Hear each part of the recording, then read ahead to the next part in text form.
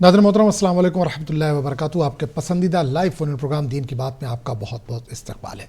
नाज़रीन, आज के प्रोग्राम में हम बात करेंगे मसनून दुआओं के बारे में। नाज़रीन, दुआ इस्लाम में एक नहायत अहम इबादत है जो इंसान को अल्लाह ताला के करीब करने का ज़रिया है। दुआ के मुख्तलिफ़ अक़साम हैं जिनमें मसनून दुआएँ एक ख़ास अहमियत रखती हैं। मसनून दुआएँ वो दुआएँ हैं जो हज़रत मोहम्मद सल्लल्लाहु अलैहि वसल्लम से साबित है, जिन्हें मुख्तलिफ़ मौक़ों पर मांगा गया है। इन दुआओं में खुसूसी बरक़ात और असरात हैं। उनके मांगने से इंसान की ज़िंदगी में सुकून, इत्मीनान और बरकत आती है। कभी कभार दुआ फ़ौरन कबूल नहीं होती, मगर इसका ये मतलब नहीं कि अल्लाह ने हमारी दुआ कबूल नहीं की या सुनी नहीं। अल्लाह ताला का हर काम हिकमत के तहत होता है और कभी कभी अल्लाह हमारे लिए बेहतर वक्त में दुआ को कबूल करता है। मसनून दुआएं इंसान की ज़िंदगी में बरक़ात, सुकून और फलाह लाती हैं। ये दुआएं न सिर्फ इंसान की दुनियावी ज़रूरियात को पूरा करने का ज़रिया बनती है, बल्कि आखिरत में भी कामयाबी की राह हमवार करती हैं। हम सबको अपनी ज़िंदगियों में मसनून दुआओं को शामिल करना चाहिए और इन दुआओं के ज़रिए अल्लाह के करीब जाने की कोशिश करनी चाहिए। बहरहाल, आज दिन की बात प्रोग्राम में हम इसी मौजू का अहाता करेंगे। प्रोग्राम में आप टेलीफोन करके अपने सवालात पूछ सकते हैं। बराए करम इस प्रोग्राम में हिस्सा लेने के लिए अपने सवालात के साथ कॉल करें और हमारे लाइव सेशन का हिस्सा बने। आज प्रोग्राम दीन की बात में हमने दावत दी है मुफ्ती मिसबाहुद्दीन उमैर साहब को। मिसबाह साहब, बहुत बहुत इस्तकबाल है आपका। अस्सलाम वालेकुम रहमतुल्लाह। तो नाज़रीन, मिसबाह साहब हमारे साथ अगले 1 घंटे तक मौजूद रहेंगे। आज का जो हमारा उन्वान है वो है मसनून दुआएं। तो इस पर अगर आपके जहन में कोई भी सवाल है तो बिला झिझक आप कॉल कर सकते हैं। इसके अलावा भी अगर आपके जहन में कोई सवाल है तो भी आप कॉल कर सकते हैं। कुरान और सुन्नत की रोशनी में जो भी उसका बेहतर हल होगा इंशाअल्लाह वो बताया जाएगा। तो मुफ्ती साहब, शुरुआत करेंगे। आज का जो हमारा टॉपिक है, हमारा जो उन्वान है वो है मसनून दुआएं। दुआ तो बहुत सारी हैं, लेकिन एक ख़ास आज जो हमने मुंतखब किया वो मसनून दुआएं। मसनून दुआ क्या होती है, इस पर एक मुख्तसर सा बयान, उसके बाद इंशाअल्लाह कॉलर्स को शामिल करेंगे। अल्हम्दुलिल्लाहि रब्बिल आलमीन वस्सलातु वस्सलामु अला हबीबिही सय्यिदिल अंबियाइ व अशरफिल मुरसलीन व अला आलिहि अत्तय्यिबीन अत्ताहिरीन व अस्हाबिहिल अकरमीन अल अफदलीन व अला मन अहब्बहुम व तबिअहुम बि इहसान अजमईन इला यौमिद्दीन, अम्मा बअद। नाज़रीन किराम, अल्लाह सुब्हानहु व तआला ने कुरान करीम में भी इस बात का हुक्म दिया कि बंदे अल्लाह ताला से दुआ करें, और अल्लाह ताला ने उनको इस बात के यकीन भी दिलाया कि अल्लाह ताला दुआओं को कबूल फरमाता है बेशक अपने फ़ज़ल व करम से। अब अहादीस मुबारका में भी हज़रत नबी करीम सल्लल्लाहु अलैहि वसल्लम से कसरत से दुआएं मनक़ूल हैं। आपने ज़िंदगी के मुख्तलिफ़ मौक़े पर और मुख्तलिफ़ मुनासबतों से दुआएं फ़रमाई हैं। दुआएं तो वैसी बहुत हैं, कुरान व हदीस में बयान हुई हैं। नबी करीम अलैहिस्सलाम की दुआएं हैं, सहाबा की दुआएं हैं, अहले बैत की दुआएं हैं, बुज़ुर्गान दीन की दुआएं हैं। लेकिन मसनून दुआओं का जो ताल्लुक़ है, यानी ये वो दुआएं हैं जो हुज़ूर अकरम सल्लल्लाहु अलैहि वसल्लम ने फ़रमाई हैं। आपके मामूलात शरीफ़ा में ये दुआएं दाखिल रहीं, उन दुआओं को मसनून दुआएं कहा जाता है।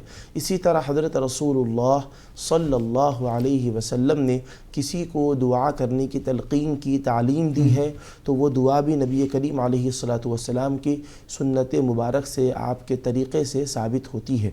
तो दुआएं बहुत अहमियत रखती हैं कि दुआ से अल्लाह सुब्हानहु व तआला तक़दीर के लिखे हुए को भी बदल देता है, कि दुआ तक़दीर की लिखी हुई चीज़ को भी बदल देती है। तक़दीर की वैसी बहुत सी किस्में हैं, तक़दीर मुबरम है, तक़दीर मुअल्लक़ है। तो एक तक़दीर ऐसी होती है कि बंदा मोमिन अगर दुआ करता है तो अल्लाह सुब्हानहु व तआला उसकी दुआ को कबूल फ़रमाता है। अगर तक़दीर में उसके लिए कोई आज़माइश लिखी हुई होती है तो दुआ से वो आज़माइश टल जाती है, अल्लाह ताला उस आज़माइश की जगह उसके लिए राहत को लिख देता है। और हज़रत रसूलुल्लाह सल्लल्लाहु अलैहि वसल्लम ने अहादीस मुबारका में इरशाद फरमाया, अद्दुआउ मुख्खुल इबादा, दुआ इबादत का मग़ज़ है। तो जिस तरह एक फल का मग़ज़ और छिलके में जो फ़र्क होता है, तो उस मुनासबत से आप अंदाज़ा फ़रमाएँ कि इंसान उसके पोस्ट को भी, छिलके को भी अहमियत देता है, हर चीज़ के अंदर फ़ायदा रखा है। लेकिन मग़ज़ कितना अहम रहता है, इंसान का मकसूद असल मग़ज़ होता है। इस वजह से वो सारी चीज़ों को ख़रीद लेता है, उसके साथ छिलका भी आता है, पोस्ट भी आता है, मग़ज़ भी आता है। तो दुआ को इबादत का मग़ज़ करार दिया। यानी बंदे मोमिन दुआ के मामले में सुस्ती काहली न करे, बल्कि इबादतों के बाद भी दुआ का अहतमाम करे, क्योंकि दुआ इबादत का मग़ज़ है। تو دعا کی اہمیت کو بتانے کے لیے عبادت کا مغز اس کو قرار دیا ہے۔ تو حضرت نبی کریم صلی اللہ علیہ وسلم کی دعائیں احادیث مبارکہ میں بیان ہوئی ہیں۔ کھانے سے پہلے کی دعا، کھانے کے بعد کی دعا، کھانے کے درمیان کی دعا، سونے سے پہلے کی دعا، سونے کے بعد کی دعا۔ الغرض زندگی میں جو ہم مختلف کام کرتے ہیں ان مواقع پر حضرت رسول اللہ صلی اللہ علیہ وسلم کی دعائیں ہیں، ان کو پڑھیں گے تو نقصان سے محفوظ رہیں گے، اور ان کو پڑھیں گے تو فوائد حاصل ہوں گے، اللہ کی رضا اور خوشنودی حاصل ہوگی، انسان کو دنیا و آخرت کی برکتیں ملیں گی۔ بالکل۔ تو ناظرین، مسنون دعائیں آج کا یہ ہمارا عنوان ہے۔ اگر آپ کے ذہن میں کوئی بھی سوال ہے تو مفتی مصباح الدین عمیر صاحب آج ہمارے ساتھ موجود ہیں جو آپ کے سوالوں کے جواب دیں گے۔ نمبر لگاتار ٹی وی اسکرین پر فلیش ہو رہا ہے، نمبر نوٹ کر کے آپ سوالوں کے ساتھ تیار رہیے، تھوڑی دیر میں انشاءاللہ کالرز کو شامل کریں گے۔ مفتی صاحب، مسنون دعائیں آج کا یہ ہمارا عنوان ہے۔ مسنون دعاؤں سے مراد کیا ہے؟ مارکیٹ میں بہت ساری کتابیں بھی اس نام سے، مسنون دعاؤں کے نام سے ہی موجود ہیں، جو لوگ خریدتے بھی ہیں، اس کا استعمال بھی کرتے ہیں، یاد بھی کرتے ہیں، پڑھتے بھی ہیں۔ مسنون دعاؤں کا کیا مطلب؟ دعائیں تو بہت سی ہیں، تو کیا یہ ہوتا ہے نا کہ جس طرح سے دواؤں میں ہوتا ہے ہائی فریکوینسی دوائیں یا تیزی سے اثر کرنے والی دوائیں، تو کیا یہ مسنون دعاؤں میں بھی یہ ہے کہ ایک تو دعا ہے، ایک مسنون دعائیں، تو یہ زیادہ اثردار ہوتی ہیں؟ بسم اللہ الرحمن الرحیم۔ مسنون دعاؤں کا تعلق حضرت نبی کریم صلی اللہ علیہ وسلم سے ہے، یعنی وہ دعائیں جو نبی کریم علیہ السلام کو اللہ تعالیٰ نے سکھائیں یا نبی کریم علیہ السلام نے اللہ کے دربار میں دعا فرمائی، معروضہ کیا، تو وہ دعائیں مسنون دعائیں کہلاتی ہیں۔ ایک ہے عام الفاظ میں بندہ اپنی طرف سے الفاظ بنا کر دعا کرے، اور ایک ہے کہ حضرت رسول اللہ صلی اللہ علیہ وسلم کی مسنون دعاؤں کو اپنی دعاؤں میں شامل کرے۔ تو سرکار کی زبان سے وہ جو دعائی کلمات ادا ہوئے ہیں ان کے اندر ایک انتہائی روحانیت اور معنویت اور انتہائی عظیم طاقت ہوتی ہے کہ اگر بندہ مومن ان الفاظ میں اگر دعا کرتا ہے تو وہ دعائیں قبول ہونے کا زیادہ امید ہے۔ اللہ تعالیٰ ان دعاؤں کو رد نہیں فرماتا، کیونکہ ان کو نبی کریم علیہ السلام سے نسبت ہو جاتی ہے، اور جو چیز نسبت رسول رکھتی ہے اللہ تعالیٰ کے پاس وہ قابل قبول ہوتی ہے۔ تو چلیے ناظرین، مفتی مصباح الدین عمیر صاحب ہمارے ساتھ لگاتار موجود ہیں، اور انہوں نے ابھی جو اپنے بیان میں بتایا کہ مسنون دعاؤں سے کیا مراد ہے، مسنون دعاؤں کی اہمیت کیا ہے، اور مسنون دعائیں کیا ہوتی ہیں۔ مفتی صاحب، ایک سوال یہاں پر ذہن میں آ رہا ہے کہ مسنون دعائیں جو ہوتی ہیں وہ کس وقت پڑھنی چاہیے؟ کیا کوئی خاص وقت ہے؟ ایک تو آپ نے جیسے بولا کہ کھانے سے پہلے کی، کھانے کے بعد کی، کھانے کے درمیان، سونے سے پہلے، یہ تو ایک روٹین کا عمل ہے، لیکن کچھ دعائیں ایسی ہیں جو اپنے لیے انسان مانگتا ہے، وہ اس طرح کی جو دعائیں ہیں تو کس وقت اس کو مانگنا چاہیے؟ کیا طریقہ ہے؟ کیا نماز کے بعد یا تہجد میں آپ اٹھ رہے ہیں اس وقت ان دعاؤں کو مانگے تو زیادہ بہتر ہے؟ جی، بسم اللہ الرحمن الرحیم۔ احادیث مبارکہ میں حضرت رسول اللہ صلی اللہ علیہ وسلم کی جو دعائیں منقول ہیں ان میں مواقع اور وقت بھی بتلا دیا گیا ہے۔ بعض دعاؤں کے بارے میں آیا ہے کہ وہ سفر میں کرنی چاہیے، بعض دعاؤں کے بارے میں ہے کہ سفر میں کسی منزل پر رکیں، ٹھہریں تو جب کرنی چاہیے، بعض دعاؤں کے بارے میں آیا ہے کہ سحر کے وقت وہ دعائیں کرنی چاہیے، تہجد کے بعد کرنے کا ذکر ہے، بعض دعاؤں کے نماز کے بعد کرنے کا ذکر ہے۔ تو چند دعائیں ایسی ہیں کہ ان کے لیے نبی کریم علیہ السلام نے جو اہتمام فرمایا، وقت بھی اس سلسلے میں احادیث مبارکہ میں بتلا دیا گیا ہے۔ لیکن بعض دعائیں ایسی ہیں کہ نبی کریم علیہ السلام کے وہ معمولات میں رہی ہیں لیکن اس سلسلے میں کوئی وقت کا تعین نہیں بتلایا گیا ہے، تو ایسی دعائیں اپنی سہولت سے کبھی بھی کی جا سکتی ہیں، دن و رات میں ہو، سفر و حضر میں ہو، اور پھر نماز کے بعد ہو، یا پھر ذکر و اذکار کے بعد ہو، تہجد کے بعد ہو۔ یہ جن دعاؤں کے بارے میں وقت کا جو تعین نہیں ہے وہ دعائیں کسی بھی موقع پر کی جا سکتی ہیں، اور جن دعاؤں کے بارے میں وقت کا تعین ہے کہ فلاں موقع پر آپ نے کی، فلاں وقت آپ نے کی، تو اگر انہی وقت کی مناسبت سے وہ دعائیں کی جائیں تو یہ زیادہ کارآمد ثابت ہوں گی۔ اچھا، باقی چیزوں کے لیے تو وقت اور جگہ متعین، جیسے نماز ہے، نماز آپ چلتے پھرتے نہیں پڑھ سکتے، اس کے لیے جگہ ہونی چاہیے، اس کے لیے بھی جگہ پاک صاف ہونی چاہیے۔ دعاؤں کے لیے کس طرح کی باتیں ہیں یا کس طرح کا ذکر آتا ہے کہ دعا کیا ہم گاڑی چلا رہے ہیں، گاڑی چلاتے چلاتے کیا دعا مانگ سکتے ہیں، یا پیدل ہم کہیں جا رہے ہیں، کہیں سفر کر رہے ہیں تو کیا ساتھ ساتھ میں کچھ دعا بھی مانگتے رہیں، کچھ مسنون دعائیں جس طرح سے ذکر ہم کر رہے ہیں وہ پڑھتے رہیں، پڑھ سکتے ہیں؟ جی، بسم اللہ الرحمن الرحیم۔ بعض دعائیں ایسی ہیں کہ دعا کیا ہے، اصل رب کے دربار میں بندے کا معروضہ ہے، بالکل، بندے کی گزارش اور عرضی پیشی ہوتی ہے، تو بندہ رب کے دربار میں معروضہ کرتا ہے تو اللہ سبحانہ و تعالی اس کی دعا کو سن رہا ہوتا ہے، اور بندہ رب کی طرف لو لگا کر دعا کرتا ہے۔ تو اگر گاڑی چلاتے ہوئے یا پھر راستے پر پاپیادہ چلتے ہوئے دعائیں کرنے میں وہ لو لگنی چاہیے. اگر وہ لو لگتی ہے تو ٹھیک ہے، لو نہیں لگتی تو بالاہتمام دعاؤں کو کرنی چاہیے بیٹھ کر ایک مقام اللہ کے سامنے اگر حاضر ہو رہے تو خاص اہتمام کریں اس کا خاص اہتمام کریں. البتہ بعض دعائیں ایسی ہیں کہ چلتے چلتے بھی وہ دعائیں کی جا سکتی ہیں یا پھر سواری پر بھی وہ دعائیں کی جا سکتی ہیں، جیسا کہ خود سواری کی دعا.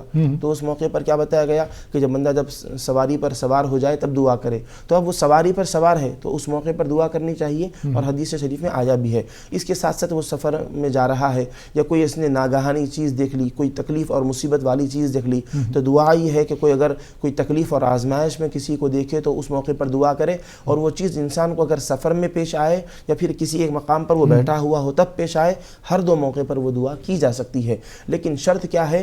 اللہ تعالیٰ کی طرف بالکل متوجہ ہو، انہماک کی کیفیت ہو، خشوع خضوع کی کیفیت ہو اور توجہ ہو، اللہ سے لو لگے. ایسے موقع پر دعا کرنی چاہیے تاکہ بندہ جو رب کے دربار میں عرض کر رہا ہے اپنا معروضہ وہ خود سمجھ سکے، جان سکے. اللہ تعالیٰ کو جو وہ پیش کر رہا ہے معروضہ، وہ اللہ سبحانہ و تعالیٰ کے دربار میں اس کی لو لگی رہے. یہ بہت زیادہ اہم بات ہے. ورنہ پھر چلتے پھرتے اٹھتے بیٹھتے بھی دعائیں جو منقول ہیں وہ بھی کی جا سکتی ہیں، یا دل میں بھی دعا کی جا سکتی ہے حسب سہولت، لیکن بس توجہ، اخلاص اور اچھی نیت کے ساتھ دعا ہو. اچھا، نماز کے لیے تو جیسے وضو لازمی ہے، شرط ہے، پہلی شرط ہے کہ باوضو ہوں آپ. کیا دعاؤں کے لیے بھی یہ شرط ضروری ہے کہ آپ باوضو ہوں، یا اگر آپ ناپاکی کی حالت میں اگر اس وقت بھی کوئی دعا پڑھنا چاہتے ہیں، کیونکہ آپ کتاب لے کے کوئی نہیں پڑھ رہے ہیں ہاتھ میں، آپ کو زبانی یاد ازبر ہے، تو آپ دعا مانگ رہے ہیں یا پڑھ رہے ہیں، تو کیا ناپاکی کی حالت میں بھی دعا مانگ سکتے ہیں، پڑھ سکتے ہیں؟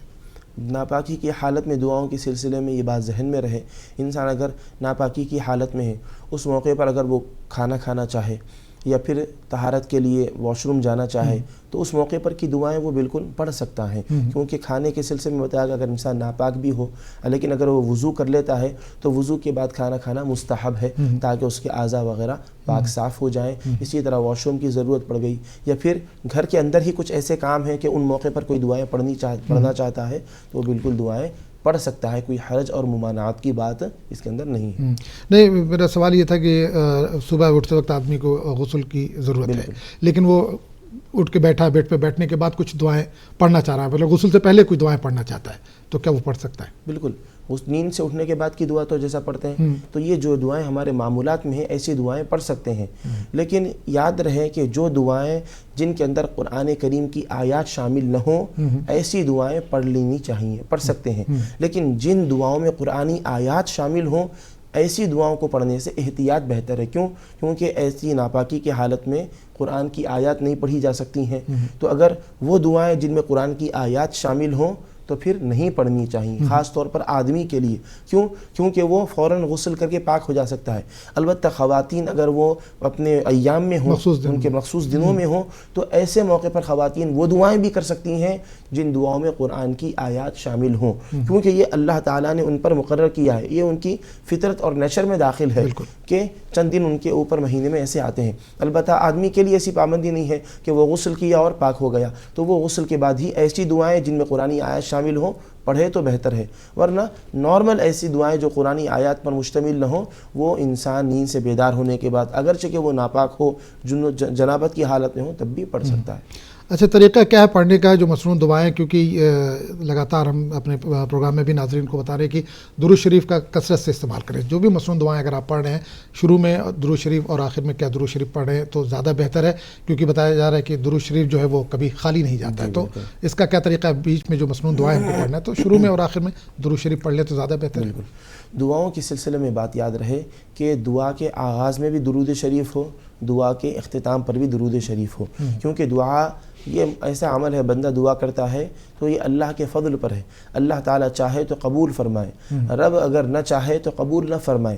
لیکن بندہ اگر کوئی چیز ضرورت سے مانگتا ہے اس کا مانگنا خالی نہیں جاتا. یعنی مانگنے کے سلسلے میں 3 باتیں یاد رہیں. اگر بندہ مانگتا ہے، اگر وہ چیز اس کے حق میں بہتر ہے، اللہ فوراً وہ چیز مانگی جانے والی چیز عطا فرما دیتا ہے. دوسری چیز یہ ہے کہ اس دعا کے بدلے میں اگر کوئی مصیبت اس کو آنے والی تھی تو اللہ تعالیٰ اس مصیبت کو دور فرما دیتا ہے. تیسری چیز یہ ہے کہ اس دعا کو اللہ تعالیٰ اس کے لیے قبول فرما دیتا ہے. وہ چیز فوراً نہیں دی جاتی بلکہ آخرت کے لیے اللہ تعالیٰ وہ دعا کو ذخیرہ فرما دیتا ہے. یہ 3 باتیں ہوتی ہیں. اب اگر دعا کے اندر درود شریف بھی شامل ہو جائے، اول آخر درود شریف پڑھیں، تو درود ہی ایسا عمل ہے کہ اللہ تعالیٰ اس کو رد نہیں فرماتا، کیونکہ اللہ تعالیٰ نے خود درود شریف کا قرآن کریم میں حکم فرمایا ہے، اور فرشتوں کا وظیفہ بھی ہے درود شریف۔ اور درود شریف کے بارے میں اللہ تعالیٰ نے فرشتوں کے ذریعے سے خوب اہتمام کروایا ہے کہ کسی بندے مومن کا درود خالی اور رائے گا نہیں جاتا، رد بھی نہیں ہوتا، اور دعا کے اول اور آخر میں درود شامل ہو جائے تو درود تو یقینی طور پر قبول ہونا ہی ہے، تو اس کی برکت سے درمیان میں جو دعا کی جائے وہ بھی قبول ہو جائے گی۔ ایسا نہیں ہے کہ درود قبول کر لیا جائے اور درودوں کے درمیان جو دعا ہے وہ اس کو قبول نہ کیا جائے، ایسا نہیں ہو سکتا۔ اللہ تعالیٰ بڑا رحیم ہے، اس کی رحمت سے یہ ممکن نہیں ہے کہ وہ ایسا معاملہ فرمائے گا، بلکہ وہ رؤوف الرحیم ہے۔ اللہ تعالیٰ درود شریف کی برکت سے دعا کو بھی قبول فرمائے گا۔ اب دعا کے سلسلے میں باوضو ہو کر دعا کریں، یہ زیادہ بہتر بات ہے، ایک اہتمام معلوم ہوتا ہے، اور بزرگوں نے جو دعاؤں کا اہتمام کیا، نبی کریم علیہ السلام کی سیرت میں بھی ملتا ہے۔ حضور پاک علیہ السلام کوئی بھی اگر معاملہ پیش آتا تھا آپ کے پاس تو آپ فوراً نماز کے لیے کھڑے ہوتے، نماز کے بعد دعا فرماتے۔ صلاۃ الحاجہ، نماز کے بعد بزرگوں سے دعائیں منقول ہے، تو انہوں نے جو دعاؤں کا اہتمام کیا اس سلسلے میں انہوں نے اگر فرض نماز کا وقت نہ بھی تھا تو نفل نماز انہوں نے پڑھی، نفل نماز کے بعد انہوں نے دعاؤں کا اہتمام کیا۔ کیوں؟ نماز کے بعد دعا کی قبولیت کا وقت ہوتا ہے، تو اللہ سبحانہ و تعالیٰ کے دربار میں نفل نماز کا بھی اہتمام کرنا چاہیے۔ کوئی دعا کرنا چاہتے ہیں اس کے بعد بھی تو یہ بہتر ہے کہ اگر کسی کو کچھ حاجت ہے، اللہ تعالیٰ سے کچھ مانگنا چاہتا ہے، دعا سے پہلے وہ نفل نماز پڑھے، نماز کے بعد پھر وہ دعاؤں کا اہتمام کرے۔ یہ زیادہ بہتر بات ہے کہ نماز کا اہتمام کر لے، نماز کے بعد وہ دعا کر لے۔ نماز کوئی بھی نماز، یا توبہ کی نماز پڑھ لے کہ جو بھی گناہ ہوئے ہیں اس کی بخشش کے لیے 2 رکعت اللہ کے دربار میں نماز پڑھ کر بخشش و مغفرت کی دعا کرے، یا صلاۃ الحاجت جس مقصد کے لیے دعا کرنا چاہتے ہیں اسی مقصد میں کامیابی کے لیے 2 رکعت نفل نماز پڑھیں اللہ کے دربار میں، پھر اس کے بعد دعا کر لیں، یہ زیادہ بہتر ہے۔ اچھا، درود کے تعلق سے بھی ہم نے جو ذکر کیا کہ درود پڑھنا چاہیے شروع میں بھی اور آخر میں بھی، درود کون سا پڑھیں؟ درود ابراہیمی زیادہ بہتر ہے یا اور کوئی درود اس کے لیے بہتر؟ دعاؤں کے ساتھ ایک تو نماز میں پڑھتے ہیں درود تو وہ تو ہی ہے، لیکن جو دعائیں ہم مانگتے ہیں، مثلاً دعائیں شروع میں اور آخر میں جب پڑھیں گے درود، تو اس وقت کون سا درود پڑھیں؟ درود شریف کے مختلف صیغے ہیں، تقریباً 100 صیغوں سے درود شریف آئے ہیں، اہل ایمان پڑھنے کا اہتمام کرتے ہیں۔ اب ضروری نہیں ہے کہ ہر صیغے کا درود ہر کسی کو یاد ہو، ہر وقت یاد ہو، یہ ضروری نہیں ہے۔ البتہ درود ابراہیم جو ہے نماز میں جو پڑھا جاتا ہے سبھی مسلمانوں کو یہ یاد ہوتا ہے کیونکہ وہ نماز کا حصہ ہے، تو درود ابراہیم یہ درودوں میں افضل بھی ہے، تو درود ابراہیم کو بھی اگر بطور درود پڑھا جائے تو یہ بالکل کافی بات ہے، کوئی خاص درود کا ہونا یہ ضروری نہیں ہے۔ البتہ کسی کو کوئی اور صیغے سے درود یاد ہو، کسی موقع پر درود ابراہیم پڑھ لیے، کسی موقع پر کوئی اور دوسرا درود پڑھ لیے، تو مختلف صیغوں سے پڑھنے کی وجہ سے اس کے کچھ خاص اثرات ہوتے ہیں، وہ بندہ مومن کو حاصل ہوتے ہیں۔ اگر کوئی اور درود یاد نہ بھی ہو تو صرف درود ابراہیم کا پڑھنا بھی کافی ہے۔ تو ناظرین، مسنون دعا آج کا یہ ہمارا عنوان ہے اور مفتی مصباح الدین عمیر صاحب ہمارے ساتھ لگاتار موجود ہیں۔ اگر آپ کے ذہن میں اس تعلق سے کوئی بھی سوال ہے تو بلا جھجک آپ کال کر سکتے ہیں۔ نمبر لگاتار ٹی وی اسکرین پر فلیش ہو رہا، نمبر نوٹ کر کے آپ سوالوں کے ساتھ کال کر سکتے ہیں۔ اس کے علاوہ بھی اگر جو آج کا ہمارا عنوان ہے، جو آج کا ہمارا ٹاپک ہے مسنون دعائیں، اس کے علاوہ بھی اگر آپ کے ذہن میں کوئی بھی سوال ہے تو بھی آپ کال کر سکتے ہیں۔ انشاءاللہ جو بھی اس کا بہتر حل ہوگا قرآن و سنت کی روشنی میں وہ دیا جائے گا۔ مفتی صاحب، مسنون دعاؤں کے تعلق سے آج ہم بات کر رہے ہیں۔ مسنون دعائیں کیا ہم روز مرہ جس طرح سے ہر نماز کے بعد ہم دعائیں مانگتے ہیں اس طرح سے مانگنا چاہیے یا کرنی چاہیے، یا خاص جب کوئی حاجت ہو، کوئی ضرورت ہو، کوئی خاص موقع ہو تب اس کا اہتمام کریں؟ بسم اللہ الرحمن الرحیم۔ بعض دعائیں ایسی ہیں کہ انسان کی کچھ ضروریات ان سے وابستہ رکھی گئی ہیں، یعنی کسی بھی ضرورت کا ذکر ہے، کوئی بندے کو اللہ تعالیٰ کے دربار میں کسی چیز کے بارے میں معروضہ کرنا ہو تو وہ اس کی ضرورتیں شامل ہیں۔ بعض دعائیں ایسی ہیں کہ ضروریات اس کے اندر نہیں ہیں، اللہ تعالیٰ کے دربار سے بخشش و مغفرت یہ ہر مومن کو چاہیے اور ہر وقت چاہیے، تو ایسی دعائیں اللہم انک عفو تحب العفو فاعف عنی، یہ دعا کیا ہے؟ اللہ تعالیٰ سے بخشش و مغفرت کا اس کے اندر سوال ہے، تو اس کے لیے کوئی خاص وقت اور کوئی حاجت کی ضرورت نہیں ہے، کسی بھی موقع پر مانگی جا سکتی ہیں۔ بعض دعائیں ایسی ہیں کہ کسی موقع پر چاہیے، کوئی تکلیف اور مصیبت پہنچی ہے تو اب اس تکلیف پر صبر چاہیے تو صبر کی دعا کر لی جائے تو یہ وقت مناسب ہے۔ عام موقعوں پر صبر کی دعا نہیں کرنی چاہیے۔ احادیث مبارکہ میں آتا ہے کہ ایک صاحب کو نبی کریم علیہ السلام نے دیکھا کہ وہ صبر کی دعا کر رہے تھے، تو نبی کریم علیہ السلام نے فرمایا کہ تم نے اللہ تعالیٰ سے آزمائش مانگ لی ہے۔ کیونکہ صبر ہوتا ہے تکلیف اور آزمائش کے بعد، تو صبر کی دعا کرنا گویا کہ پہلے آزمائش مانگنا، پھر اس کے بعد صبر کی دعا. تو اس موقع اس وجہ سے ایسی دعائیں کرنے کے سلسلے میں تھوڑا سا احتیاط کرنی چاہیے. نارمل حالت میں دعا ایسی نہیں کرنی چاہیے. البتہ ہاں کوئی صدمہ، کوئی دکھ، کوئی درد، کوئی غم اگر پہنچا ہے تو اس موقع پر صبر کی دعا کرنا یہ مناسبت رکھتا ہے. ورنہ دیگر اور جو دعائیں ہیں، دنیا و آخرت کی بھلائی ہے اور جنت کا سوال ہے، دوزخ سے نجات ہے، گناہوں کی بخشش و مغفرت ہے، یہ اس طرح کے اللہ کی رحمت کا حصول ہے، برکت ہے، رحمت ہے، اس طرح کے مضمون والی دعائیں کسی بھی موقع پر کی جا سکتی ہیں. اچھا، آپ نے صبر کا یہاں پر ذکر کیا تو میری نظر کے سامنے ایک تحریر گزری تھی کہ غصے کے تعلق سے ایک صاحب کو غصہ بہت آتا تھا، تو وہ کسی بزرگ کے پاس گئے تو انہوں نے کہا کہ جب بھی غصہ آئے تو وضو کرو، نماز پڑھو. تو کیا یہ وضو کرنے سے اور نماز پڑھنے سے وہ جو ایک غصہ ہے، غصہ پھر گھر والوں پہ اترتا ہے، بچوں پہ، بیوی پہ یا اور دیگر جو لوگ ہیں، تو کیا وضو کرنے سے، پھر نماز پڑھنے سے، دعا کرنے سے وہ سکون ملے گا؟ دیکھیے، غصے کی حالت میں انسان وضو کر کے نماز پڑھتا ہے تو یہ غصے کو دور کرنے کا ذریعہ بن جاتا ہے.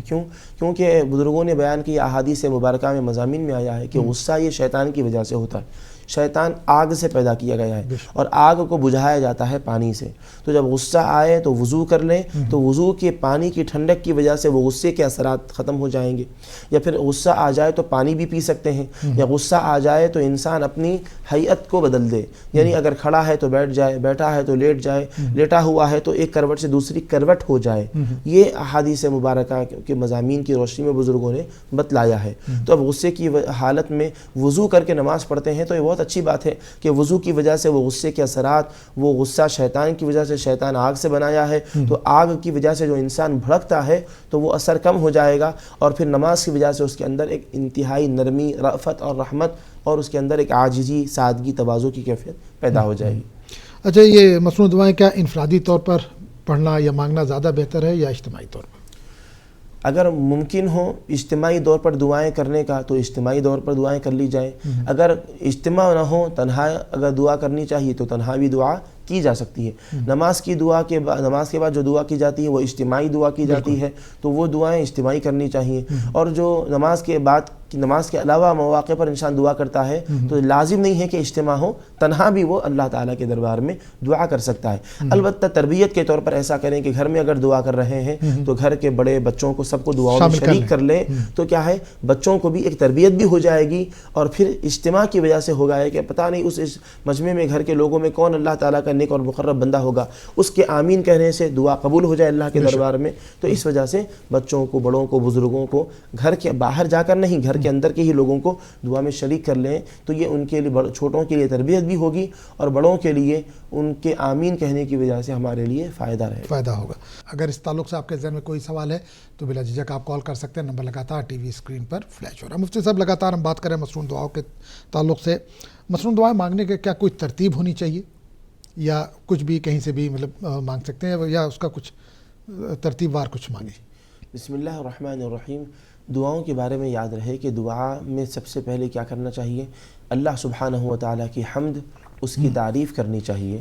اللہ تعالیٰ کی شان و عظمت، اس کی کبریائی، اس کی بزرگی بیان کرنی چاہیے. پھر اس کے بعد نبی کریم صلی اللہ علیہ وسلم کے دربار میں درود شریف کا نذرانہ پیش کریں، پھر دعا کریں. یہ بہتر اور پسندیدہ طریقہ ہے دعا کرنے کا. البتہ جو دعائیں حضور پاک علیہ السلام سے منقول ہیں اس کے اندر یہ ساری چیزیں شامل ہیں، تو اپنی طرف سے کوئی چیز اس کے اندر ایڈ کرنے کی ضرورت نہیں ہے. دعا سے پہلے یا دعا کے بعد ایڈ کر لیں. جو نفس دعا ہے اس کو اسی طرح اللہ تعالیٰ کے دربار میں کی جا سکتا ہے.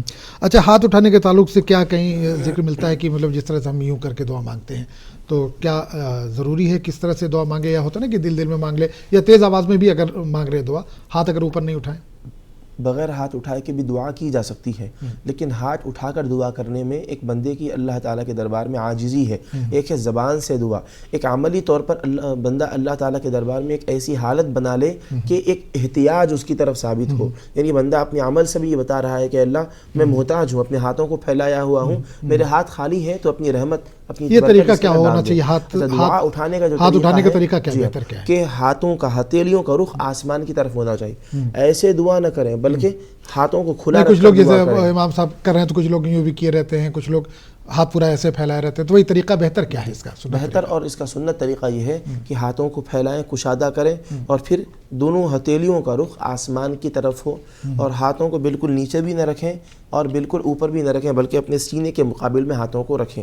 البتہ نبی کریم علیہ الصلوۃ والسلام سے احادیث مبارکہ میں آتا ہے کہ کبھی کبھی حبیب پاک علیہ السلام دعا فرماتے وقت ایک محو اور استغراق کی کیفیت اور عالم میں ہاتھوں کو اس قدر بلند فرمائے ہیں کہ آپ کے بغل مبارک کی سفیدی اور چمک نورانیت ظاہر ہونے لگی۔ اور آپ دیکھتے ہیں کہ خاص طور پر حج کے موقع پر حجاج کرام جو دعائیں کرتے ہیں ان کے ہاتھ اس قدر اپنے سر کے مقابل میں آ جاتے ہیں۔ تو یہ بھی احادیث مبارکہ سے ثابت ہے، اور دعاؤں کے سلسلے میں یاد رہے کہ دونوں ہتھیلیوں کو رخ آسمان کی طرف ہونا چاہیے، اس حالت میں دعائیں کریں۔ اچھا، دعا قنوت کے تعلق سے اگر جاننا چاہیں کہ دعا قنوت کیا ہے اور اس کو کب پڑھنا چاہیے نماز کے علاوہ، اگر کیا ایز اے دعا اس کو استعمال کر سکتے ہیں؟ دعائے قنوت اگر نماز کے علاوہ صرف دعا کے بطور استعمال کرنا چاہتے ہیں تو بالکل کر سکتے ہیں۔ اس کے اندر جو مضامین ہیں بہت اچھے پیارے مضامین ہیں، اور دعائے قنوت عموماً جو اس کا خاص استعمال ہے وہ وتر کی نماز میں تیسری رکعت کے رکوع سے تیسری رکعت میں وہ دعا کی جاتی ہے۔ کب؟ رکوع میں جانے سے پہلے دعائے قنوت پڑھی جاتی ہے۔ جب قرات وغیرہ مکمل ہو جائے تو تکبیر کہتے ہیں، رفع یدین کے ساتھ اللہ اکبر کہتے ہوئے کانوں تک ہاتھ اٹھاتے ہیں، پھر اس کے بعد وہ دعائے قنوت پڑھی جاتی ہے۔ تو یہ اس کا خاص موقع ہے، ورنہ پھر اس کے اندر جو مضامین آئے ہیں اس سے استفادے کے لیے اور دیگر مواقع پر بھی دعائے قنوت پڑھنا چاہے تو بطور دعا اس کو پڑھ سکتے ہیں۔ تو چلیے ناظرین، مسنون دعا کے تعلق سے آج ہم بات کر رہے ہیں۔ اگر آپ کے ذہن میں کوئی بھی سوال ہے تو بلا جھجک آپ کال کر سکتے ہیں، لگاتار نمبر ٹی وی اسکرین پر فلیش ہو رہا ہے۔ مفتی صاحب، کیا مسنون دعاؤں سے انسان کی تقدیر بدل سکتی ہے؟ بتاتے ہیں کہ دعا جو ہے وہ تقدیر بدل دیتی ہے، جی، تو کیا مسنون دعاؤں سے بھی تقدیر بدلی جا سکتی ہے؟ دعائیں بندہ مومن اللہ تعالیٰ کے دربار میں کرتا ہے، اور مسنون دعائیں اس کی دعاؤں میں شامل ہوں، اور بندہ مسلسل اللہ کے دربار میں دعا کرتا رہے اور پھر عافیت کی، خیر کی، بھلائی کی، برکت کی دعا کرے، تو کچھ عجب نہیں کہ اللہ تعالیٰ دعاؤں کی برکت سے اس کی تقدیر میں جو تکلیف اور آزمائش کے دن لکھے ہیں اس کو راحت سے بدل دے۔ کوئی اس میں تعجب کی بات نہیں ہے، اور مسنون دعاؤں کا اس کے اندر اہم رول اور کردار ہوتا ہے، کیونکہ نبی کریم علیہ الصلوۃ والسلام کے الفاظ میں وہ دعائیں ہیں، سرکار نے وہ دعائیں اپنی مبارک زبان سے ادا فرمائی ہیں۔ ایک تو دعا ہے جس میں اللہ کی حمد اور تعریف، اس کی بزرگی ہے، کسی اپنی حاجت کا ذکر ہے، اور ایک ہے کہ نبی کریم علیہ السلام کی زبان مبارک سے وہ الفاظ ادا ہو گئے، تو زبان مصطفیٰ سے ادا ہونے کی وجہ سے ایک خاص تاثیر اس کے اندر پیدا ہو جاتی ہے۔ تو ایسی دعائیں انسان کو اپنے مقصد میں کامیابی کے لیے بہت کارآمد اور فائدہ مند ثابت ہوتی ہیں۔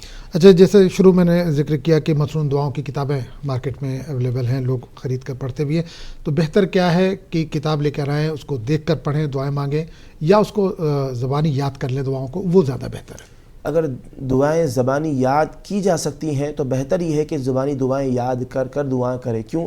زبانی کرنے میں ہوتا یہ ہے کہ ایک تو دعا پوری مکمل طور پر یاد ہوتی ہے، جب بندہ اللہ کے دربار میں دعا کرتا ہے تو پوری توجہ اللہ کی طرف رہتی ہے، اس کی ایک توجہ کے ساتھ وہ دعا کرتا ہے، اور اگر دعا یاد نہ ہو تو دیکھ کر بھی دعا کر سکتے ہیں، لیکن یاد ہونے کی صورت میں بنا دیکھے زبانی دعا کرنا زیادہ بہتر بات ہے، اس کے اندر ایک کیفیت پیدا ہونے کا زیادہ امکان رہتا ہے۔ البتہ دیکھ کر کرنے میں کیا ہے، ہاتھ میں کتاب پکڑے ہوئے ہیں اور حروف کو دیکھ رہے ہیں، زبر زیر پر غور کر رہے ہیں، تو اس کی وجہ سے تھوڑی توجہ ادھر بھی لگ جاتی ہے، یعنی فوکس پورا اللہ کی طرف ایک توجہ پر نہیں رہتا، بلکہ کتاب کی طرف، کتاب کو پڑھنے کی طرف اور صحیح اس کے درست تلفظ کی طرف بھی انسان کی توجہ رہتی ہے۔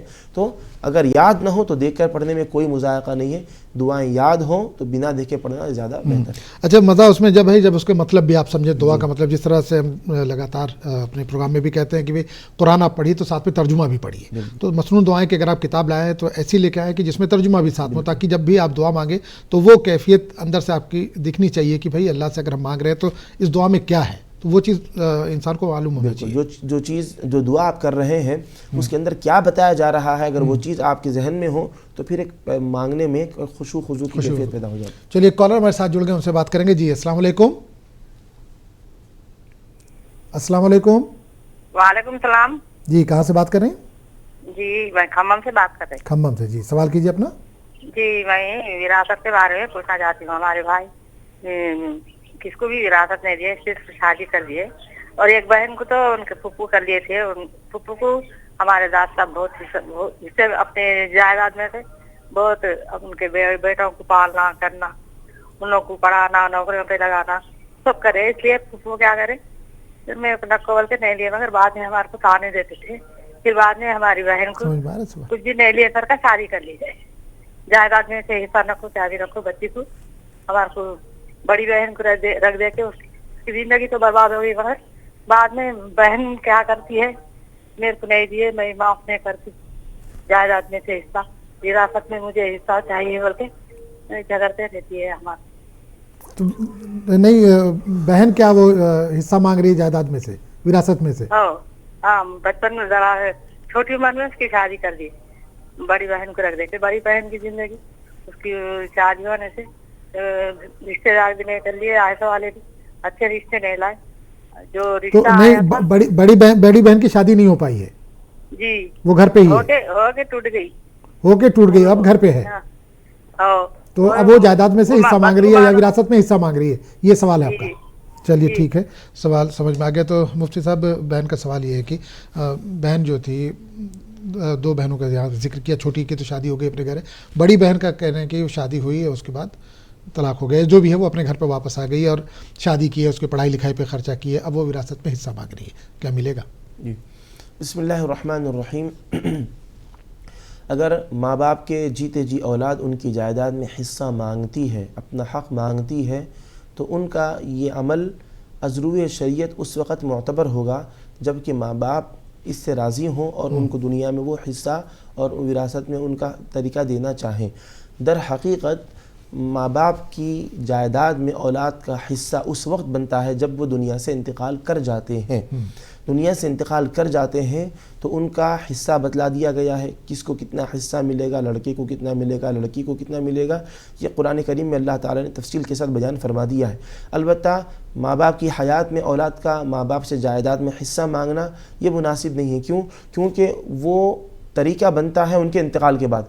अब वो अगर मौजूद हैं, ज़िंदा हैं, तो वो सारी चीज़ उनकी मिल्कियत है, चाहें तो वो अपने जीते जी तकसीम करें और न चाहें तो तकसीम न करें, ये उनकी चाह के ऊपर है। अगर वो तकसीम करना चाह रहे हैं ज़िंदगी में तो फिर ये बतलाया गया है कि औलाद में बराबर बराबर तकसीम करना चाहिए, लड़की में भी को भी बराबर, लड़के को अगर हयात में अगर तकसीम कर रहे हैं तो बराबर तकसीम किया जाएगा। अलबत्ता अगर किसी बच्चे को या किसी लड़के को या लड़की को कुछ ज़्यादा देना चाहते हैं, मकसद क्या है कि उसकी ज़रूरत है, क्योंकि वो ज़रूरतमंद है इस वजह से ज़्यादा देना चाहते हैं, या उसने ज़्यादा खिदमत की है तो इस वजह से ज़्यादा देना चाहते हैं, और किसी दूसरे को नुकसान पहुंचाने का इरादा नहीं है, किसी को कम और ज़्यादा भी इस सूरत में दिया जा सकता है। वरना ज़िंदगी में जायदाद में हिस्सा मांगना ये दुरुस्त नहीं है। अगर कोई अपनी ज़रूरत की वजह से माँ बाप से मांगते हैं और फिर वो देना मरने के बाद भी तो मिलना ही है, इस वजह से वो ज़िंदगी में देना चाहते हैं तो उनका ये देना दुरुस्त है। और अगर ज़िंदगी में नहीं दिए तो फिर उनके इंतकाल के बाद वो जो जायदाद में तरीका हिस्सा होता है उनके हिस्सों के मुताबिक उनको दिया जाएगा। तो बहन का जिस तरह से सवाल था कि लड़की का रिश्ता ख़त्म हो गया है, वापस अपने घर पे आगे, जाहिर सी बात है उम्र हो गई होगी, उसको अब अपनी ज़रूरत है कुछ, अब वो वालिद के जायदाद में जो भी विरासत का हक़ है वो मांगना चाह रही है, तो शायद भाई वगैरह जो भी हैं घर पे वो नहीं देना चाह रहे, ऐसी सूरत में क्या बनेगा? देखिए, वालिद की जायदाद में भाइयों से हिस्सा मांग रही हैं का मतलब ये कि मुमकिन है कि वालिद इंतकाल कर गए। बिल्कुल, वालिद के इंतकाल के बाद उनकी जायदाद की तकसीम में ताख़ीर ये गुनाह की बात है, ये गुनाह की बात है। यानी एक है ये तो गुनाह भी है और दूसरे का हक़ रोके रखना भी है। तो इस वजह से ये बहुत नामुनासिब बात है, वालिद साहब का जब इंतकाल हो जाए तो उनकी जायदाद में उनकी औलाद में तकसीम करने में ताख़ीर बिल्कुल नहीं करनी चाहिए। जितना जल्द मुमकिन हो उनकी जायदाद को फ़ौरन उनके वारिसों तक और उनके जो भी रिश्तेदार और मुताल्लिक़ीन हैं, बीवी हैं, बच्चे हैं, उन तक फ़ौरन पहुंचा देना चाहिए। इस सिलसिले में रोके रखना ये भाइयों के लिए भी गुनाह की बात है, अल्लाह की नाराज़गी का बायस है। नबी करीम अलैहिस्सलातु वस्सलाम ने अहादीस मुबारका में वईद बयान फरमाई है, यूँ समझिए कि किसी के हक़ को दबोच लेना है, दबोच लेने के मुतरादिफ है। तो भाइयों से अगर बहन हिस्सा मांगती है वालिद के इंतकाल के बाद तो उसमें ताख़ीर करना ये गुनाह की बात है, भाइयों को बिल्कुल ऐसा नहीं करना चाहिए, फ़ौरन उनका जो हिस्सा है वो अदा पहुँचा देना चाहिए। चलिए, एक कॉलर और हमारे साथ जुड़ गए, उनसे बात करेंगे। अस्सलाम वालेकुम। वालेकुम अस्सलाम जी, कहाँ से बात कर रहे हैं? जी, मैं इनसे बोल रही हूँ। मैं बोल रही थी कि जैसे दुआ अपन को वजू में या किसी भी हालत में अपन दुआ मांग सकते हैं, ये जरूरी है? थोड़ा सा ऊँचा बोलिए, आवाज़ थोड़ा सा कम आ रही बहन। जी मैं ये बोल रही थी कि जैसे अपन दुआ मांगते हैं तो दुआ की मतलब वजू में ही दुआ मांगना चाहिए, अपन किसी भी हालत में, ठीक है, किसी भी समझ- वक्त हाजत के बिल्कुल बिल्कुल बिल्कुल बिल्कुल सवाल समझ में आ गया। अभी थोड़ी देर पहले मुफ्ती साहब ने इस पर जवाब भी दिया, तो बहन का बहरहाल इसी पे सवाल है, शायद नहीं सुना होगा कि दुआ मांगने के लिए क्या बावजू होना लाजमी है जी। या खासकर अगर इनके ताल्लुक से बता दीजिए, ख्वातीन है अगर तो जिस तरह से भी हो ना मखसूस दिन में, जी, तो बिल्कुल। उस टाइम पे कैसे दुआ मांगे? दुआ के सिलसिले में हमेशा बावुज़ू होना ये ज़रूरी नहीं है। इंसान अगर बेवुज़ू हो तब भी अगर कोई दुआ करना चाहता है तो दुआ कर सकता है। ख़ास तौर पर ख़वातीन चूँकि उनके महीने में कुछ मखसूस अय्याम आते हैं तो उन अय्याम में भी वो होती हैं, तो फिर अगर उनके लिए कहा जाए कि पाकी की हालत हो तो बज़ाहिर ये मुमकिन नहीं है, तो ऐसी सूरत में वो उस हालत में भी दुआ कर सकती हैं। वज़ू का होना या फिर गुस्ल का होना लाजिम और ज़रूरी नहीं है। ख़ास तौर पर ख़वातीन के लिए इस सिलसिले में रियायत है। लेकिन मर्द आदमियों की जहाँ तक बात है तो अगर वो बेवुज़ू हैं, दुआ करना चाहते हैं तो कर सकते हैं, और सबके लिए बेहतर ये है कि बावुज़ू होकर दुआ करें। और ख़वातीन चूँकि ऐसी दुआएं जिसमें कुरानी आयात शामिल हों तो वो मखसूस अय्याम में हो तो भी कर सकती हैं, लेकिन मर्द हज़रात ऐसी दुआएं जो जब वो नापाकी की हालत में हो, जो कुरानी आयात पर मुश्तमिल हो, ऐसी दुआएं उस हालत में नहीं कर सकते, उनको एहतियात करना चाहिए। अच्छा, एक सवाल बहन ने जो किया उससे जुड़ा हुआ एक और जहन में आ रहा है कि क्या मतलब नापाकी की हालत में जिस तरह से मसनून दुआओं की जो किताब है, एक तो कुरानी आयत होगी तो अलग है, मसनून दुआएं क्या किताब लेके वो पढ़ सकती हैं दुआएं, या उसको ज़बानी याद हो तभी पढ़ना, या आजकल गैजेट आ गया, मोबाइल है, लैपटॉप है, सामने कंप्यूटर है या टीवी चल रहा है, होता है ना घर में आपने टीवी लगा लिया, पीछे से आवाज़ भी आ रही है दुआओं की और सामने लिख के भी आ रहा है, तो साथ साथ में क्या वो दोहरा सकती हैं, पढ़ सकती हैं, देख के पढ़ सकती हैं क्या? बिस्मिल्लाहिर्रहमानिर्रहीम। नापाकी की हालत में देखकर दुआएं पढ़ने के बारे में याद रहे कि किताब लेकर दुआ नहीं पढ़ सकते। किताब को हाथ में लेना पड़ेगा और उसमें कुरानी कुछ आयत होती हैं, और फिर कोई मुबारक किताब जिसमें कुरानी और दीनी मज़ामीन हो, ऐसी किताब को नापाकी की हालत में पकड़ना बिल्कुल मुनासिब नहीं है। बेवुज़ू हैं तो वो किताब हाथ में ले सकते हैं, अलबत्ता बेगुस्ल है तो कुरान के अलावा कोई दीनी किताब भी हाथ में नहीं ली जा सकती है।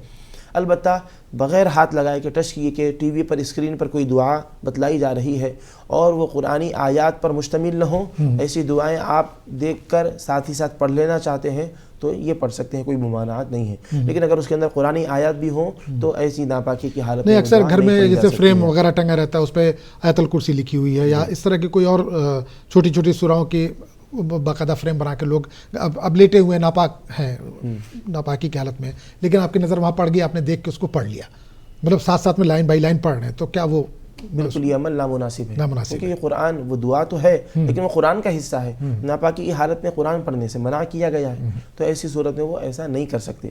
अलबत्ता ख़वातीन के सिलसिले में सिर्फ वही कुरान की आयतें पढ़ सकती हैं जो दुआ पर मुश्तमिल हों, जो दुआ पर मुश्तमिल न हो। कुरान की मखसूस कुछ आयतें हुसूल बरकत के लिए लगाए हैं तोगरा बनाकर, तो ऐसी आयतें भी नहीं पढ़ सकते ख़वातीन अपने मखसूस अय्याम में। तो वज़ू की हालत में दुआ करना ज़्यादा बेहतर है। बेवज़ू हैं, दुआ करना चाहते हैं तो कर सकते हैं, लेकिन नापाकी की हालत में हो तो सिर्फ वही दुआएं करें जो कुरानी आयत पर मुश्तमिल न हो। और अगर कुरानी आयत पर मुश्तमिल हो लेकिन दुआ के अंदर मज़ामीन उसके अंदर मौजूद हों, दुआ के जुमले भी उसके अंदर मौजूद हों, तो ख़वातीन को मखसूस अय्याम में इजाज़त है, लेकिन मर्द आदमी जनाबत की हालत में नहीं कर सकता। तो चलिए नाज़रीन, मसनून दुआ ये आज का हमारा उन्वान है। इस ताल्लुक से आपके जहन में कोई भी सवाल है तो बिला झिझक आप कॉल कर सकते हैं। मुफ्ती मिसबाहुद्दीन उमैर साहब लगातार हमारे साथ मौजूद है जो आपके सवालों के जवाब दे रहे हैं। मुफ्ती साहब, एक सवाल जो बहन ने अभी थोड़ी देर पहले किया था खम्भम से विरासत की तकसीम को लेकर, आजकल जो हमारे समाज में आम चीज़ें होती जा रही हैं कि बच्चियों को या भाई अपने बहनों को वालिद के इंतकाल के बाद विरासत में हिस्सा नहीं देते। उनका ये कहना होता है कि भाई शादी ब्याह पे हमने इतना खर्चा किया, तालीम पे इतना खर्चा किया, अब तुम दूसरे घर पे चली गई हो, अब तुम्हारा हिस्सा नहीं बनता, तो क्या भाई इसमें गुनहगार होगा? बिस्मिल्लाहिर्रहमानिर्रहीम। वालिद के इंतकाल के बाद जायदाद देने में भाइयों का ये कहना कि तुम्हारी तालीम पर ख़र्चा हुआ और फिर तुम्हारी शादी पर ख़र्चा हुआ, तो यही चीज़ लड़के के साथ भी हुई है। लड़के की तालीम पर भी ख़र्चा हुआ है और नहीं, ये कहा जाता है ना कि लड़की अब तो दूसरे के घर पे चली गई है, इस घर से अब ताल्लुक़ नहीं है, शादी होने के बाद शादी के बाद लड़की दूसरे के घर जाने से बाप की औलाद में से वो खारिज नहीं होती। उसको एक जो दुनियावी तरीक़ा है उस तरीक़े के मुताबिक उसको रुख़सत किया गया है निकाह करके। तो निकाह करके रुख़सत करने की वजह से वो अब बाप की औलाद में से तो खारिज नहीं होती, घर से गई है دوسرا گھر بسانے کے لیے، تو اولاد میں تو باپ کی برابر وہ شریک ہے، اب بھی موجود ہے. نکاح کر کے دینے سے وہ جو رشتہ ہوتا ہے باپ بیٹی کا، وہ رشتہ ختم نہیں ہوتا. نہ بیٹی کا باپ سے ختم ہوتا ہے، نہ باپ کا بیٹی سے ختم ہوتا ہے. انسان کے دنیا سے انتقال کر جانے کے بعد بھی وہ رشتہ ختم نہیں ہوتا. تبھی تو قرآن میں اللہ تعالیٰ نے اولاد کو وراثت میں جائیداد میں حصہ دینے کا حکم فرمایا ہے. اگر وہ رشتہ ختم ہو جاتا، اگر باپ کے انتقال کے بعد اولاد کا اس سے کوئی کسی طرح کا اگر ریلیشن تعلق نہیں ہوتا، تو پھر کس وجہ سے اس کو وراثت میں حصہ دیا جا رہا ہے کہ یہ فلاں کی اولاد ہے اور ان کے باپ کا انتقال ہوا تبھی تو یہ حصہ دیا جا رہا ہے. تو بھائیوں کا یہ کہنا انتہائی جہالت پر مبنی بات ہے. ایسا نہیں کہنا چاہیے، بہت غلط بات ہے. اور یہ عمل گناہ کا عمل ہے کہ والد کے انتقال کے بعد جائیداد میں اگرچہ کہ بچیوں کی شادی وہ کر چکے ہیں، لیکن اب چونکہ وہ وراثت ان کی موجود ہے، طریقہ موجود ہے، تو جس کا جتنا حصہ ہے وہ دینا چاہیے. اور اب تعلیم پر خرچہ ہونے کی بات ہے تو لڑکوں کی تعلیم پر بھی تو والد نے خرچہ کیا. نہیں وہی میں نے بولا نا کہ وہ ایک چیز جو ایڈ کیا جاتا ہے کہ یہ شادی کے بعد دوسرے کے گھر پہ چلی گئی، اب یہاں پہ ہماری ذمہ داری ختم ہو جاتی. چلیے ایک ہمارا عنوان تو آج کا یہ نہیں ہے، لیکن بہن نے جو سوال کیا تو اس پہ ذہن میں ایک سوال ہے. اس پہ ایک اور سوال آ رہا ہے کہ والد کا انتقال ہو گیا، ایک ہی گھر ہے، جائیداد میں اور کچھ بھی نہیں ہے.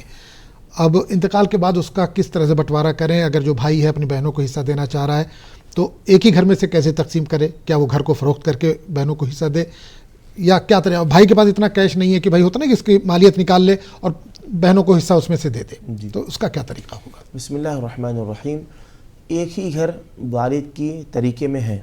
اب ان کے انتقال کے بعد اس کی گھر کی تقسیم کیسے ہو؟ اس کی کئی صورتیں ہیں.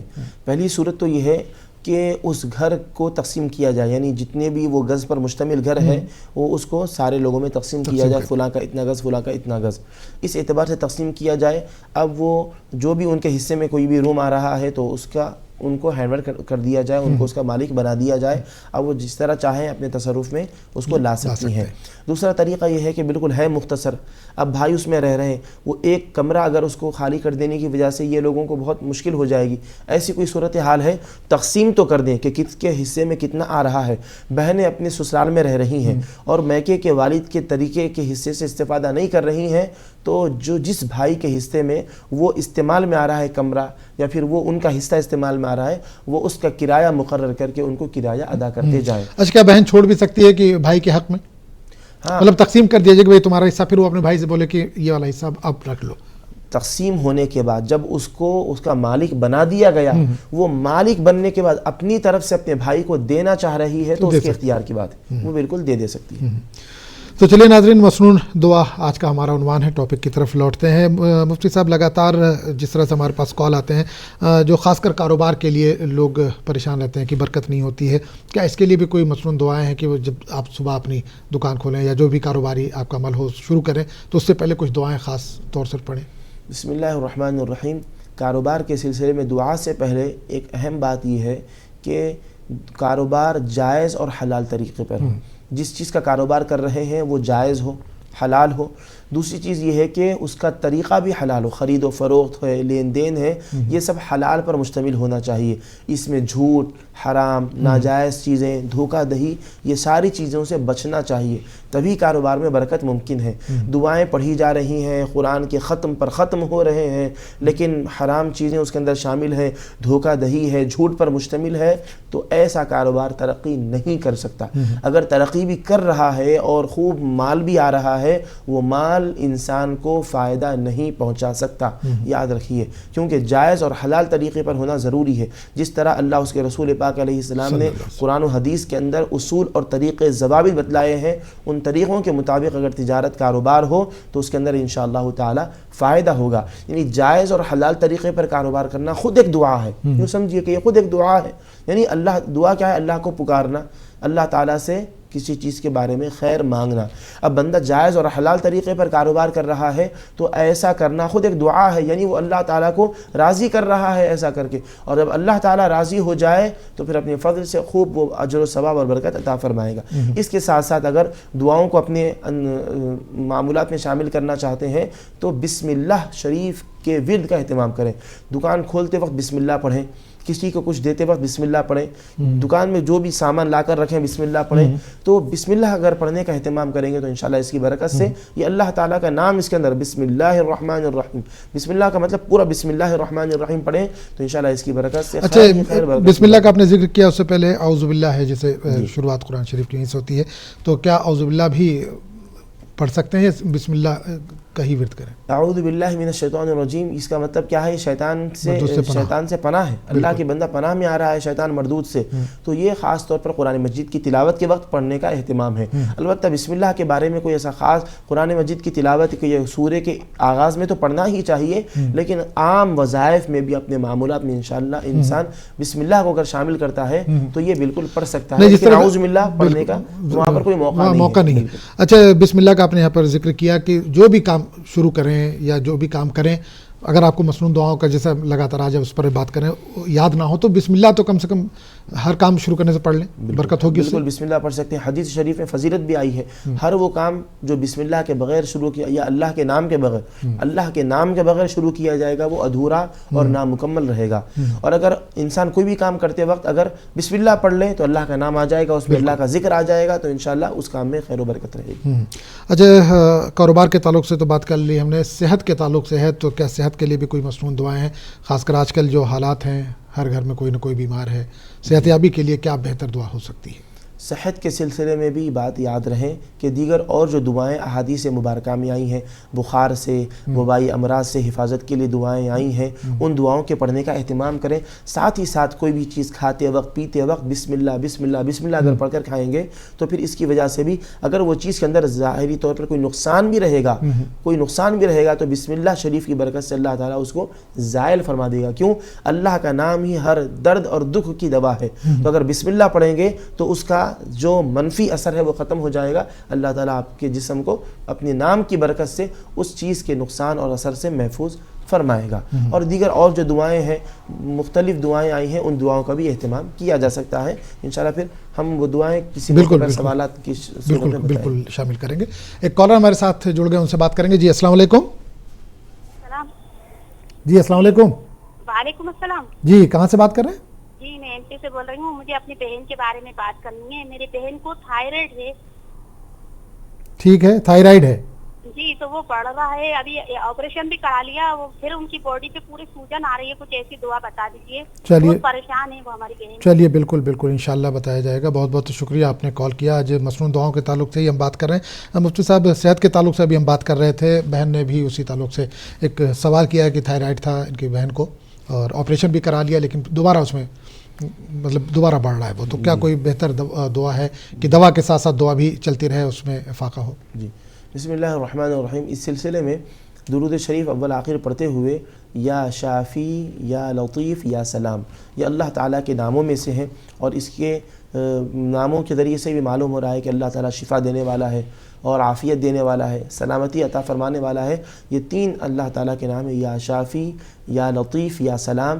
ان ناموں کا 111 مرتبہ ورد کریں اور اول آخر 11 مرتبہ درود شریف پڑھیں. یہ پڑھنے کے بعد پانی پر دم کر پی لیں, یا خود جہاں پر بھی ان کو تھائرائڈ ہے وہاں پر اس کو دم کر کے پھونک لیں, تو انشاءاللہ اس کی برکت سے اللہ تعالیٰ ان کے لیے صحت عطا فرمائے. تو بہن جو بھی دعا آپ کو بتائی گئی ہے وہ آپ اگر نوٹ نہیں کر پائی ہوں تو یوٹیوب پر بھی یہ پروگرام لائیو اس وقت نشر ہو رہا ہے. آپ یوٹیوب پر جا کے منصف ٹی وی کا جو چینل ہے وہاں پر جا کر دوبارہ سن سکتے ہیں اور دعا کو نوٹ کر سکتے ہیں. مفتی صاحب وقت کی کمی ہے, چلتے چلتے اپنے گھر پر جو بچے ہیں ان کو اس طرف کس طرف مائل کریں کہ بھائی وہ دعاؤں کا اہتمام کریں یا روزے نماز یا جو بھی اسلامی ارکان ہے اس کا اہتمام کر سکیں, چھوٹے بچوں کو کس طرح سے نصیحت دیں؟ بسم اللہ الرحمن الرحیم. ان کو سکھائیں, سمجھائیں, پڑھائیں. اس کے ساتھ ساتھ جو ان کے سرپرست ہیں وہ خود عملی طور پر پریکٹیکلی طور پر ان کو بتائیں. یعنی جو چیز آپ بچوں کو سکھانا سمجھانا چاہ رہے ہیں وہ خود پہلے آپ اس پر خود عمل کریں. نماز خود پڑھیں, دعائیں خود پڑھیں, تو بچوں کے اندر تقلید کی ایک کیفیت ہوتی ہے, یعنی ان کو کسی چیز کو دیکھ کر فالو کرنا, خود کریں. یہ ان کے اندر اللہ تعالیٰ نے فطری طور پر یہ صلاحیت جو دیکھیں گے وہ سیکھیں گے. تو اگر جو بھی چیز ان کو سکھانا چاہ رہے ہیں, سکھانے سے پہلے اگر خود بڑے اور سرپرست ماں باپ اس کو اپنے معمولات میں شامل کر لیں تو پھر بچے دیکھ کر خود سیکھ جائیں گے. آدھا تو اسی طرح دیکھ کر سیکھ جائیں گے, اور پھر آپ ان کو بٹھا کر سمجھائیں گے تو پھر بقیہ انشاءاللہ وہ بآسانی اس کو سیکھ کر عمل کر سکیں گے. चलिए, बहुत बहुत शुक्रिया मुफ्ती साहब, आप हमारे प्रोग्राम में आए और हमारे नाजरीन के सवालों के जवाब दिए। तो नाजरीन, आज हमने बात की मसनून दुआओं के ताल्लुक से। मुफ्ती मिसबाहुद्दीन उमैर साहब हमारे साथ मौजूद थे जो आपके सवालों के जवाब दे रहे थे। कल इंशाल्लाह किसी नए मौजू के साथ आपके सामने फिर हाजिर होंगे। तब तक के लिए इजाज़त दीजिए। अस्सलाम वालेकुम रहमतुल्लाहि व बरकातुहू।